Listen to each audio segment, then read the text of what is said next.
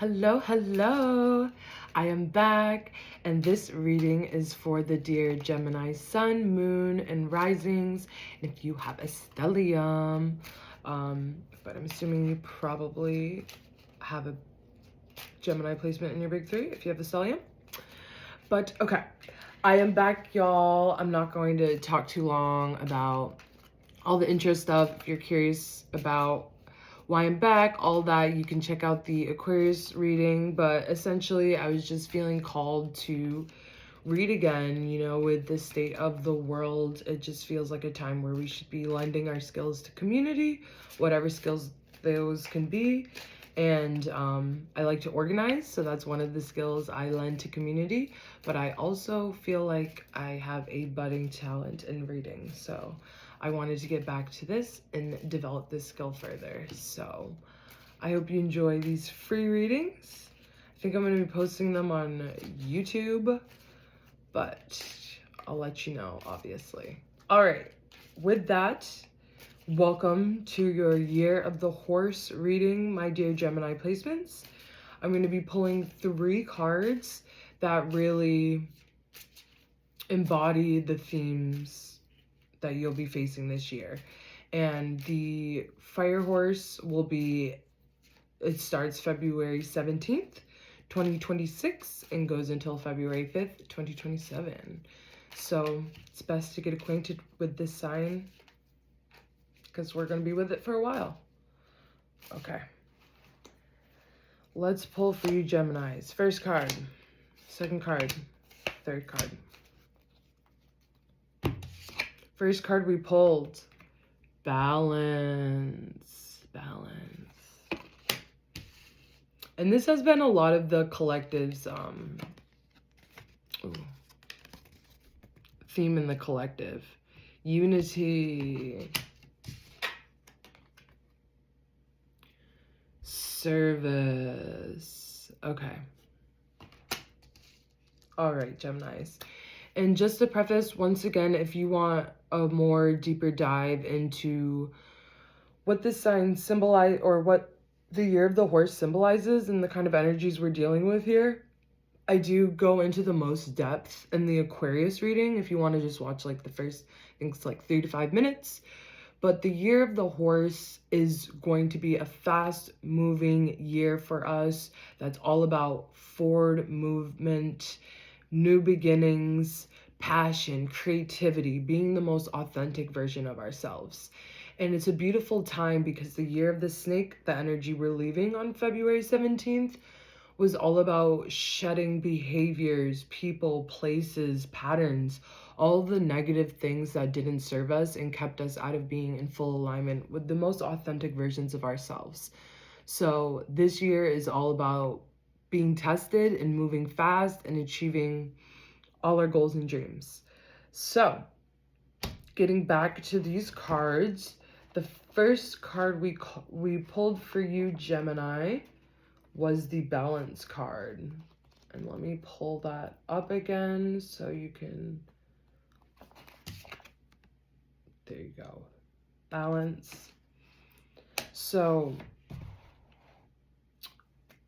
for folks that are new here or returning, just a reminder that I usually like to do my own personal interpretation of the cards, and then I like to read what the creators of the cards said too, because, you know, they put a lot of intention into making this deck, and they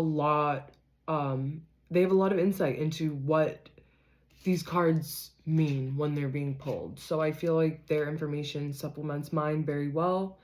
Mixing of the spiritual with the spiritual intellectual. We love that. So I hope you enjoy my style of reading. Continuing. So the balance card. I feel like, you know, Gemini, you are high energy individuals that are always doing a lot. Sun, moon, and rising. That's one of the catch-22s of your sign is like constant moving. And I feel like this can be good, like in the fact where you have very full lives, but it can also come at the cost of, you know, maybe your well-being and prioritizing your mental, physical, and spiritual wellness. So I think that's what the universe is saying here, is to remind you to have a balance.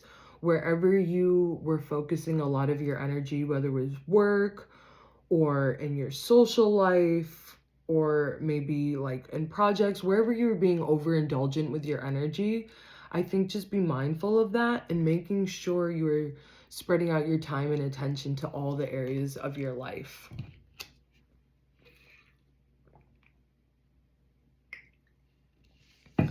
And since the balance card was pulled first, I feel like it's telling a story here that once you achieve this balance, once you have more of a balanced life, you will achieve inner unity.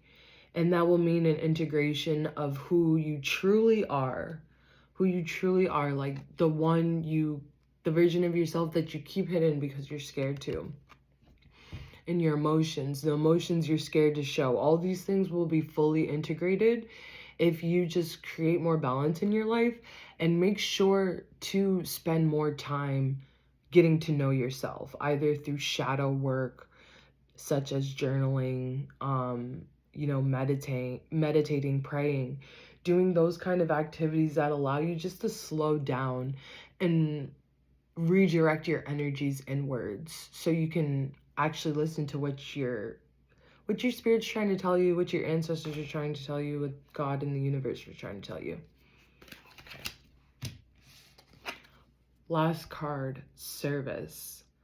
I feel like this is a call to action card.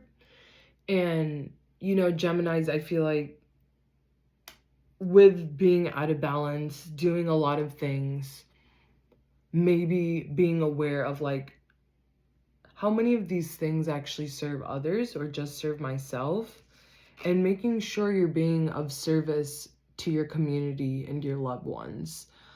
This is a really hard, not unprecedented. People have lived through fascist times and extreme fascism, but for a lot of people, these are unprecedented times. A lot of people don't have the emotional skill set, the emotional tools, I should say is a better word, to be able to cope with all the intense emotions they're feeling. And I think that's causing a lot of people to just be depressed and in a state of, overwhelm, which is understandable. But with that, we all have to learn how to lean on each other a little more and show up for each other a bit more. So I think Gemini, you are a strong sign, and I think you're being called upon to show up for your community and be of more service. Okay, let's read what the creators say. Once again, first card, balance. Maintaining your own inner balance enables you to soar to the mountain peaks. So yes, this is key here. You gotta maintain that inner balance to get to those soaring dreams that you want to get to.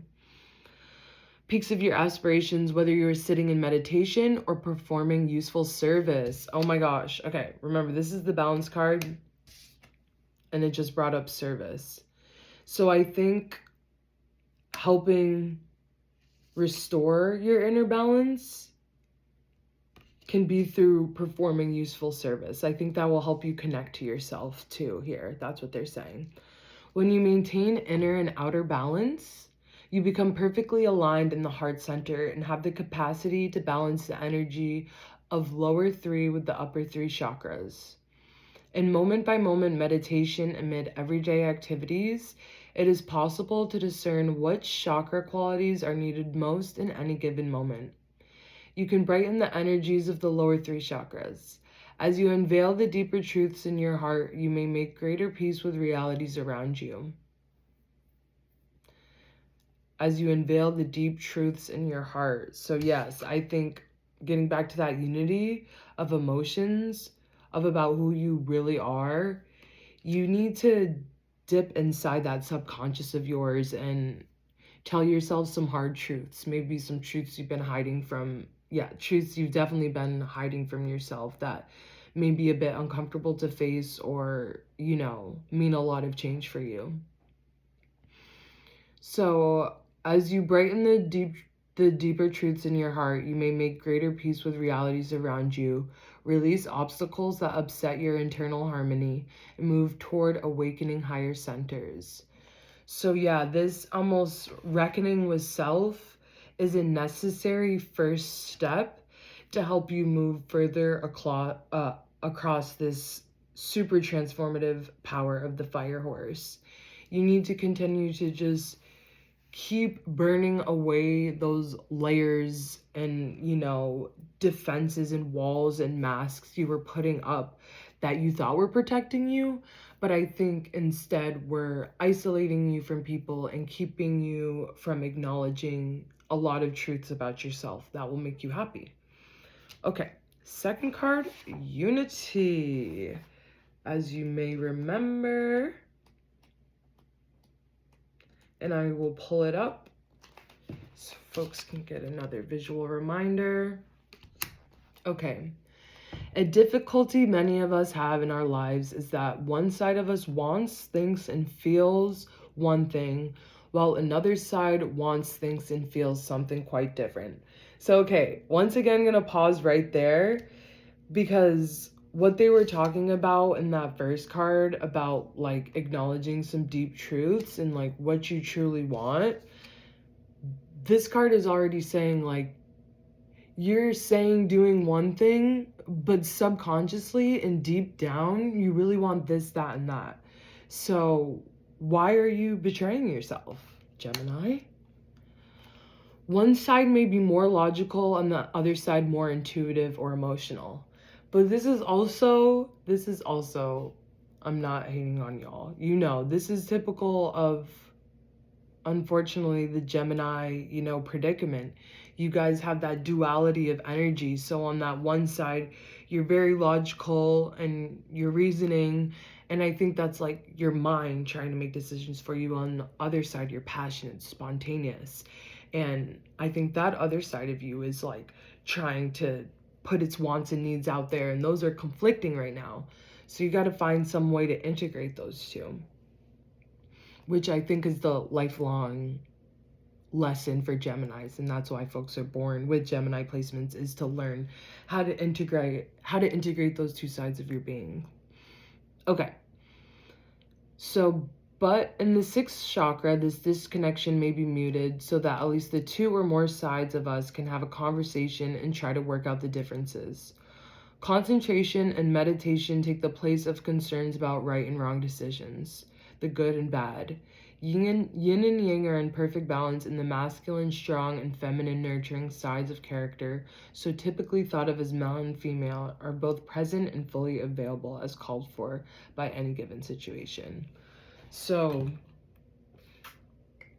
I think what this is alluding to is once you maintain that, or once you establish that unity of these conflicting sides of yourself, you will have an inner access to wisdom and power that will surprise even you. So just allowing yourself to be authentic will unlock a lot of your inner superpowers. Okay. Final card for you, my dear Geminis. Service. Service. Okay. When the heart starts to open, you can inwardly feel gentle winds of appreciation for life and more easily converse with the world or be a healing or hugging friend to someone who will welcome your special insights. Don't be surprised if you also begin to attract spiritual teachers or yoga instructors who will resonate with the song your heart silently sings. Giving selflessly or being of service to those in need activates empathy and stirs a desire to take actions to remove humanity's unnecessary suffering. Peace and love are the natural chance for ascending vigor that animates the forces of positive energy, respect, and the releasing of past wounds.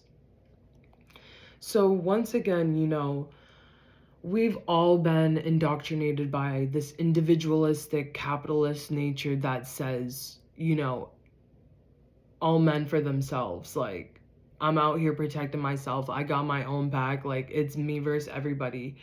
And I think you may have, you know, integrated some of those capitalist ideas, and as have all of us.